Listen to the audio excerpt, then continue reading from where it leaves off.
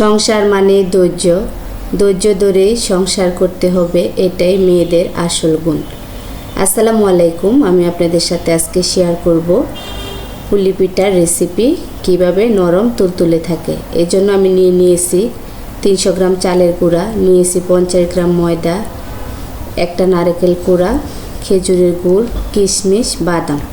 একটি ফ্রাই প্যানে দিয়ে দিলাম এলাচ 4-5টা আর দিয়ে দিলাম কোরানো নারকেলটা দিয়ে আমি একটু ভেজে নিব। তারপরে দিয়ে দিব গুড়টা দিয়ে একটু নাড়াচাড়া করে গুড়টা ভালো করে মিশিয়ে নিব নারকেলের সাথে।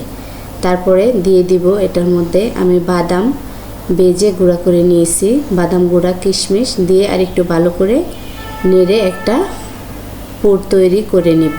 এদিকে একটা হাঁড়িতে দিয়ে দিব 1 কাপ পানি দিয়ে সামান্য পরিমাণ দিয়ে দিব লবণটা দিয়ে মিশিয়ে নিব। দিয়ে দিব চালের গুঁড়া আর ময়দাটা একসাথে মিক্স করে রেখেছি, দিয়ে একটা শক্ত না নরম না এরকম একটা ডো তৈরি করে নিব।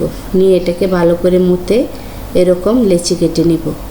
তারপরে একটু চালের গুঁড়া উপরে ছিটিয়ে একটা রুটি করে নিব। এই রুটিটা ভালোই মোটা করতে হবে, পাতলা করা যাবে না, মোটা করে তারপরে এরকম একটা পটের মধ্যে দিয়ে, পুলি পিঠার সাজ বলে এটাকে, এটার মধ্যে দিয়ে আমি দিয়ে দিব রেডি করে রাখা পুরটা দিয়ে আমি পিঠাটাকে এক পাশে এভাবে এনে চাপ দিয়ে বন্ধ করে দিব। এভাবে কেটে নিব উপরের অংশটুকু, এটা দিয়ে আবার পরবর্তীতে পিঠা তৈরি করব। এভাবে আমি পুলি পিঠাগুলো তৈরি করে নিব।